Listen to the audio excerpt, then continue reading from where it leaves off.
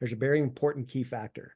Kids spell love Time. The Yeah. time that you spend with them is the love that you're showing them. And it's funny, I just literally posted something today that said, listen to what your child is saying. If you don't listen to even the little things now, they won't tell you the big things later.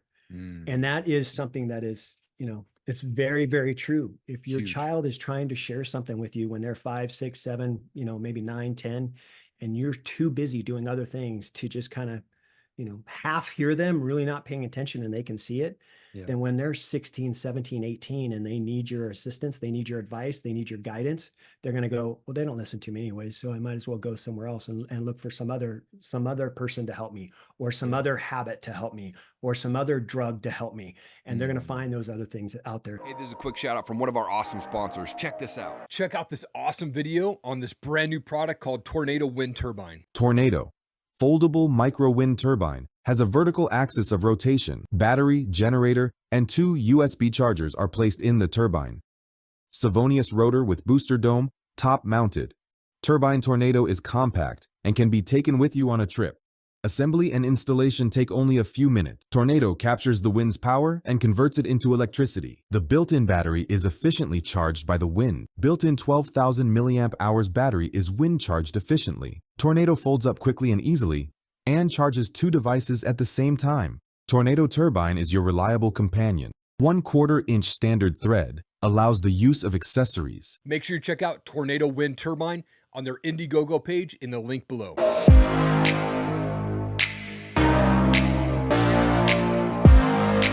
Bryan, you're a husband, father, Marine veteran. You're the host of the Data Podcast, which is ranked in the top 1% of all podcasts. You're a coach, you're my friend, and so much more, man. Thank you again for your time. I appreciate it. What's going on, Erik? Thank you very much for having me, brother. Yeah, you and I go back quite a few years now, and the funny thing is we've never met. Right. That's the beauty of not only social media, but I guess COVID kind of made that happen, where everybody's now virtually meeting, right? Right. So you and I have been connected. I feel like we're neighbors. For The way that sure. you and I. Yeah. So thanks for having me on. I'm really excited, and I was looking forward to this, and it's really good to see you. Yeah, you as well, brother. As you know, I shifted the show, my focus a little bit.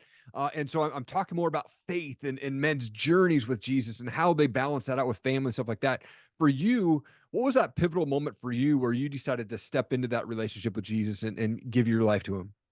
Yeah, that's a good question. I'm going to back up a little bit and kind of Yeah. tell you a little bit of a backstory. When I grew up, my dad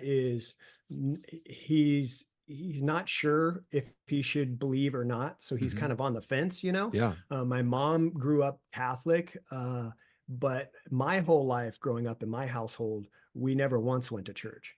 Mm. I can remember at times going to church every once in a while with my aunt and my cousins, and I only did that because I wanted to hang out with my cousins.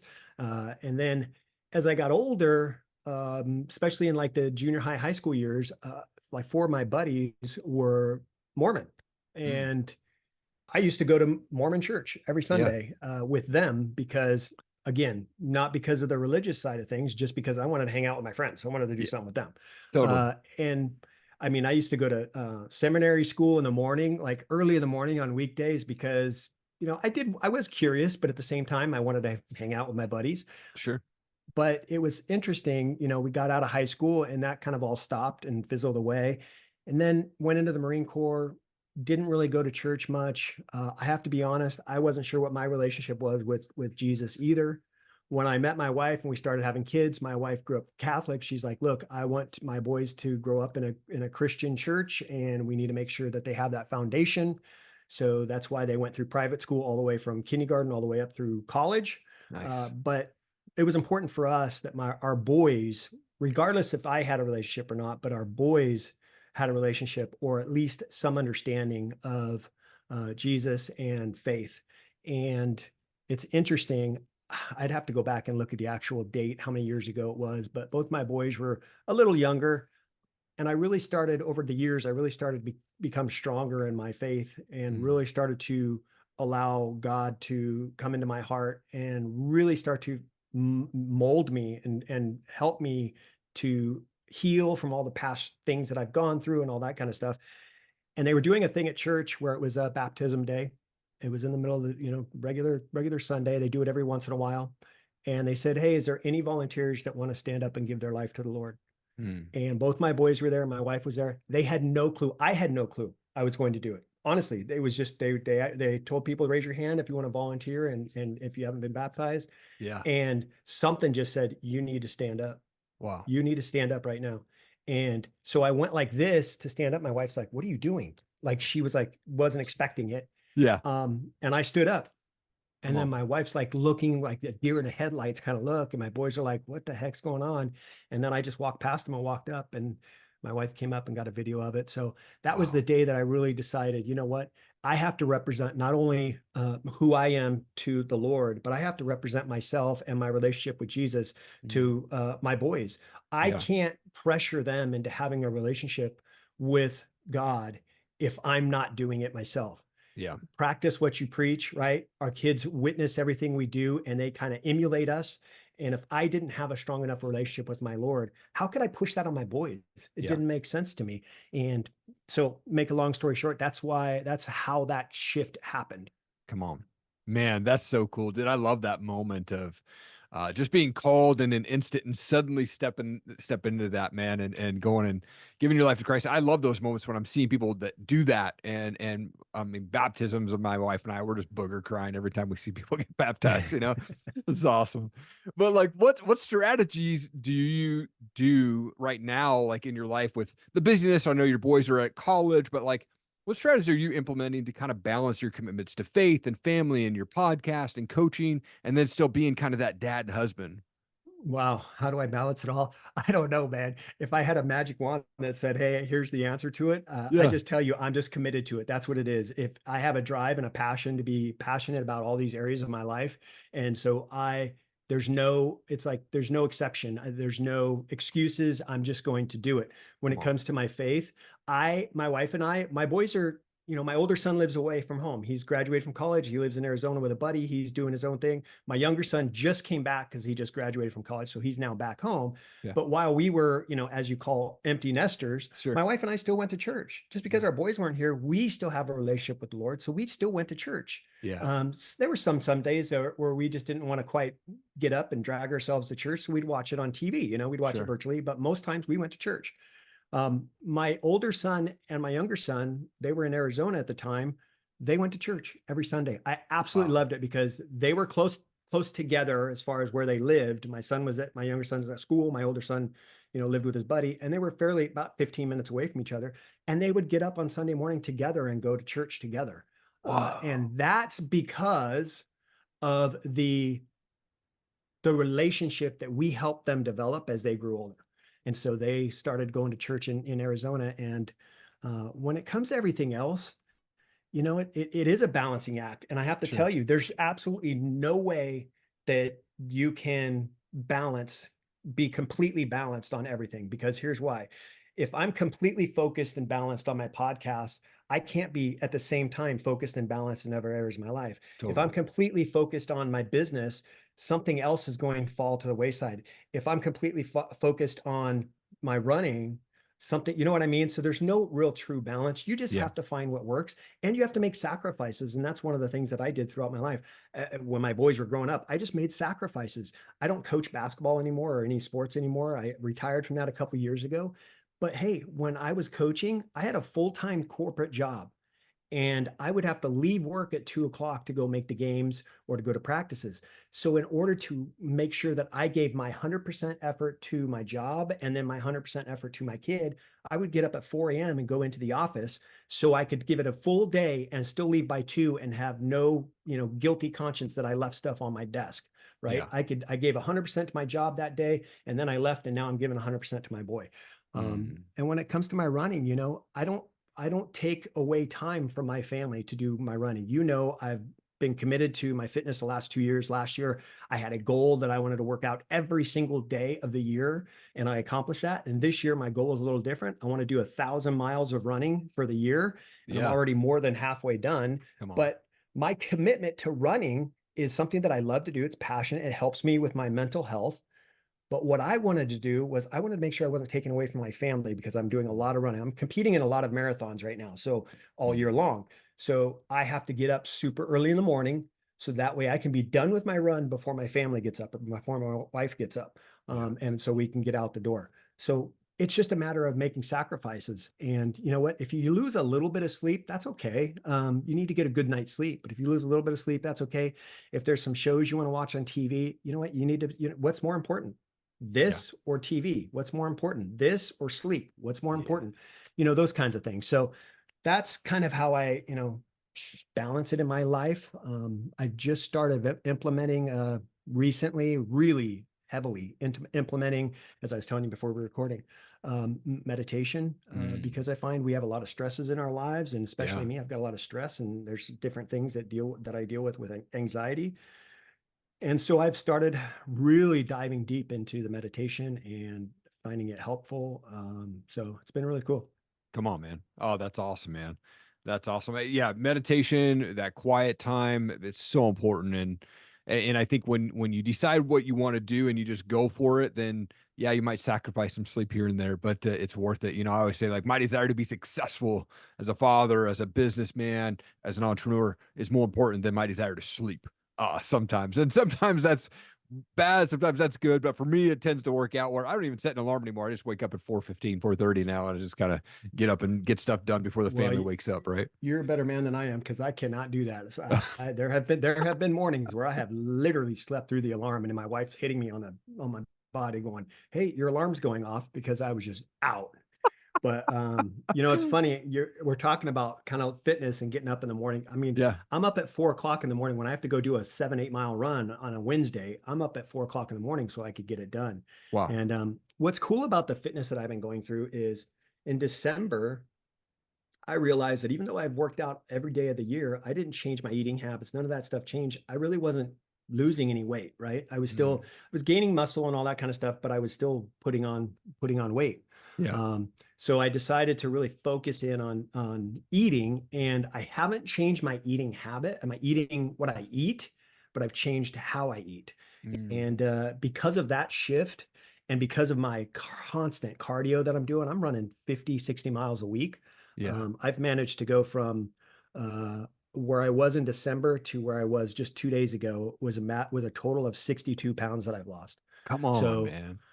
that's Oh, huge. I yeah, mean, that is I massive. I had to get all my suits. I got like 8 suits. They're literally all at the tailor's getting freaking fixed because none of them fit me anymore. I have people at work going, "Dude, you need to get new clothes, bro." Because, Yeah. That is so, awesome, man. yeah, Congrats on that, dude. That's huge, man. So thanks, man. good, dude. Hey, this is a quick shout out from one of our awesome sponsors. Check this out. Thank you to Tracy down at Tranquil Turtle Massage in downtown Coeur d'Alene. Look, my wife and I, we see Tracy and her team every single month for couples massage, and it is the best thing. Tracy is a master massage specialist and a Hanu Ashiatsu trainer. You need to reach out to Tracy and her team. Make sure that you tell them that I sent you, and you'll get $25 off your next massage. Also, while you're there, check out CDA Brows, Body, and Ink. Make sure to tell Tracy that I sent you, and you'll save $100 on your next tattoo brows and plasma tightening services. Man, like I mentioned, you're the host of this awesome podcast called the Dad Up Podcast, and it's this show for dads about dads being dads, man. And you've recorded over 200 episodes. Congratulations, man. That's awesome. But you've talked to a lot of dads. You've talked to a lot of people on that show.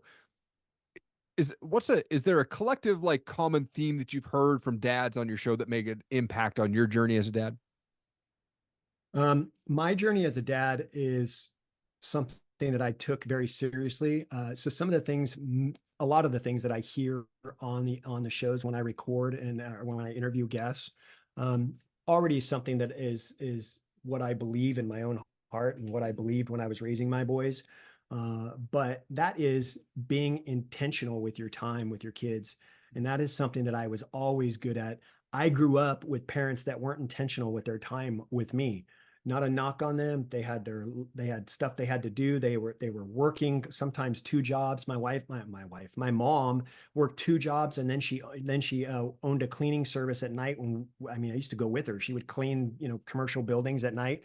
Yeah. So my parents had to work a lot to put food on the table, and there were many times that they just couldn't do anything for me or my sister when it come to the extracurricular activities. I played all kinds of sports, soccer, baseball, water polo, wrestling, swim team, all those things.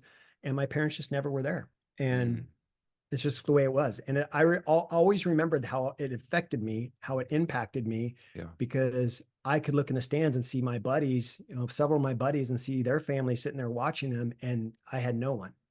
And as a child, that a lot, that takes a toll on you. And I Totally. knew very early on that I was not going to be that way with my boys. So intentionality is what I'm trying to get at. A lot of dads, and you know what? I've had moms on my show too. They share about being intentional with their time. Listen, we're all bad at it. Honestly, it's an ever evolving thing that we have to learn. Yeah. We catch ourselves doing it, and you got to catch yourself doing it and realize it and correct it. I still, to this day, I catch myself doing it. So you have to make sure that you're working on being intentional with your time, because there's a very important key factor. Kids spell love, Time. Yeah. The time that you spend with them is the love that you're showing them. And it's funny, I just literally posted something today that said, I'll read it to you real quick if I can get my thing to open. Sorry. Oh, you're good. You're good. Said, listen to what your child is saying. If you don't listen to even the little things now, they won't tell you the big things later. And that is something that is, it's very, very true. If your child is trying to share something with you when they're 5, 6, 7, maybe 9, 10, and you're too busy doing other things to just kind of, half hear them, really not paying attention, and they can see it, then when they're 16, 17, 18, and they need your assistance, they need your advice, they need your guidance, they're going to go, well, they don't listen to me anyways, so I might as well go somewhere else and look for some other person to help me, or some other habit to help me, or some other drug to help me. And they're going to find those other things out there. So intentionality is my point, and what I hear a lot of common similarities in the interviews that I do. Man, so powerful, dude. And even when you were talking about your parents not being in the crowd there, I mean, that was something that affected me as a kid too. I remember my grandma and grandpa being at Little League games, but never my parents. And then when I moved to Montana, the one year that I made all-star baseball in my whole entire baseball career, I made it in Montana, and I ended up going to the regionals with the team. And then we went on to state, and my mom never showed up at any of those games. And I remember having to ride in this, my coach's van for this 5 or 6 hour drive up to Helena, Montana. We stayed at a hotel. We played 2 games on opening day. We lost both, and that was the all-star career over. But like my mom was never there. Like, it just is crazy, man. And now, like, for me, I've missed 2 of my kids' baseball games, and I was so upset because a job made me go on a work travel. And I just said, after that, it was like 5 years ago, I said, no, I'm never doing that again. And so I tell coach, business up front, I'm like, hey, just so you know, I don't miss baseball games. I don't travel during baseball games or any sports, right? And so, man, intentionality is so huge to be there. And I know that my son and my daughter, who, she doesn't play baseball, but she loves to be at the games. And if me and my wife can be there, man, she just loves that. And so rarely, if ever, have we ever missed a game. And man, it's so important to be at those games, man. Yeah, I think listen, there's going to be those times when we just, for whatever reason, just can't make it to those events, right? Yeah. But it's important to remember when those times come up, and they should be far and few between, right? When those times come up, you want to make sure that you coordinate that with another family member so that that child has support. Because trust me, those kids, when they're out on the field or out on the basketball court, whatever it is they're playing, when they look up in the stands, they don't care about any of those other people. All they care about is who's there for them. Totally. And if you're not there, dads or moms, and you're not there, and little Billy makes the first 3-pointer he's ever made in his life, and you weren't there to see it, how much is that going to frustrate you? Man, I wish I was there. I could have seen it. Yeah. So that's it just gives me chills. That's the kind of things that I think about, because I coached thousands of kids over my time. And I can tell you, there were plenty of parents that I never even met because they just weren't at the games. They weren't, at the practices. And that was just not me. Like you, I had a corporate job, and I told my job, I said, listen, I coach. This is what I do. These are the times that I coach, and I need to know if you're okay with that. Yeah. Had they told me no, we need to make sure your work is taken care of, I would have said I quit. Yeah. Literally would have said I quit. Yep. And they, fortunately enough, that wasn't the case. But Yeah. Yep. Come on, man. Man, so good. I got 2 questions here for you. One, what would you say is your proudest moment as a father? Wow. Proudest moment as a father. Okay, I got one for you. Um, this is going to be almost selfish, but it's not. I was in the Marine Corps, and I'm sure you know this story, but I was in the Marine Corps, spent a lot of my time, learning things about the Marines and 4 years in, right? And one of the things we like to joke about is the Marines will teach you how to kill, how to cuss, and how to drink. Mm. Those are the things that you learn in the Marines, right? Yeah. That's just kind of a little side joke, Sure. but I did, I was in the military a lot. Military guys drink, and I Yeah. got, I was pretty heavy into the drinking. And then I started having kids, got married, having kids and all that stuff. And the drinking continued. Mm. And I'll never forget, there was a time when I was sitting in my chair watching TV one evening. And I asked my son, who I think was about 10 at the time, I asked him, "Hey, can you run to the fridge and grab me a beer?" And he ran to the fridge, got me a beer. He was a little like, okay, Dad. He ran to the fridge, got me a beer, handed it to me, and it just freaking smacked me on the top of the forehead. Like, what in the hell are you doing right now? Yeah. Teaching your kids about alcohol to feed your addiction. And Right. I'm like, what the hell is wrong with me? So then I started Mm. talking to my wife, and she's like, listen, I've been thinking you've had a problem for a while. I was what they call a functioning alcoholic. I never Sure. drank when I drove. I never drank when I coached. It was just more of a, if I was social out and about at events or doing things with the family, I never drank because I was always the driver. So I never did those kinds of things. But when I came home and I was just chilling, that's when I drank. Mm. And my wife said, you know what? I'm glad you've noticed that because I've been wanting to talk to you about it. It's a problem. Mm. And I decided at that moment that I wasn't going to drink again. And that was not only something that I was proud of for me, but I was proud of for my family. And now, come this September, will be 15 years of absolute complete sobriety. Come on. My boys to this day still thank me at 25 and 22, still thank me for not for giving up drinking. And so Wow. that's probably one of the proudest moments as a dad. Yeah. Man, huge. I'm gonna flip that a little bit. What would you say is your proudest moment as a husband? Maybe it's even the same situation, but what would you say is your proudest moment as a husband? Um, as a husband, I think there have been quite a few moments, but my wife has had a lot, not only that one, but my wife has had a lot of health issues over the years. Mm. She's fine now, but she's had a lot of scary health issues over the years. She's had a heart attack at a Wow. very young age, and she's a type 1 diabetic. So she had what is called diabetic retinopathy, Mm. and she essentially went blind in both eyes Wow. and could not see. There was very scary times where she was, picture this. You're waking up from being asleep and you open your eyes and you can't see a thing. Mm. That's how it was for her. Wow. She had woken up and she's smacking me, waking me up, saying, I can't see. I'm like, what in the world are you talking about? I can't see.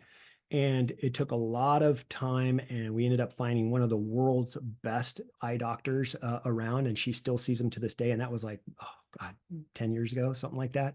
But she needed me to be the rock, right? I Mm. needed to then step up, and now it wasn't just us as teammates taking care of the house and taking care of our kids. Now it was me by myself. Yeah. And I had to not only be there to be her rock and support system, but I also had to take care of the house. I also had to take care of the boys. I also had a full-time job. I was still coaching at the time. So Wow. all those things fell on my shoulder, and it was extreme stress and extreme anxiety. And I used to remember, I used to get phone calls from people that I hadn't talked to in a while, and they go, hey, I just want to check in and see how things are going. How's Andrea? And I go, she's hanging in there, she's doing all right. It's just going to be a process of getting her better. And they would always ask me, but how are you doing? Mm. Are you taking care of yourself? And my answer was no, because I didn't Mm. have time. I Yeah. was so focused. I was laser focused on making sure my boys didn't miss a beat in their life. I didn't want this impacting them. And I Mm. didn't want my wife being so down and devastated about what's going on with her that she throws in the towel. I didn't want any of those things to happen. So I had to really, really step up. And, they say dad up, but I had to really dad up and man up and take care of things. And so my wife has, to this day, has been appreciative of that. And, Mm, she's fine now. yeah, She good. does she does have some issues with one of her eyes, but she's completely fine. And so that's all good. By the grace of God, Come on. that has happened. But listen, man, I had to step up. And sometimes that's hard for dads to do. Sometimes there's men out there that just run because they Yeah. don't know what else to do. And I wasn't about to throw in the towel on my family, and I didn't. Mm, come on, man. What an awesome moment there, man. I mean, scary times, but man, the fact that you were able to step up and keep your boys going and really just kind of shift that focus to taking care of your wife, man. What a cool thing. I'm glad she's doing good. What's Thanks, coming up man. next for you, man? Like, what are you most excited about right now?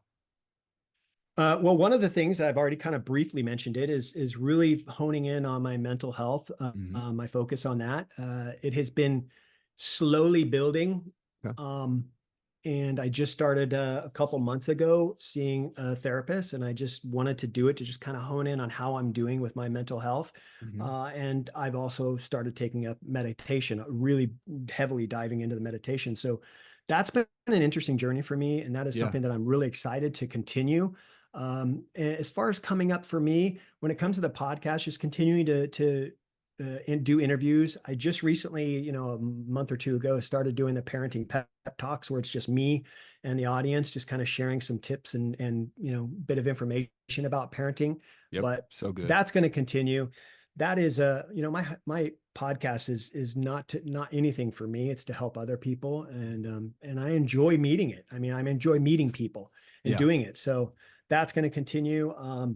And then, if something comes up with it, like the book, I was trying to work on the book. I've got things like that in the kind of the works, but Hmm. I'm just living life, man.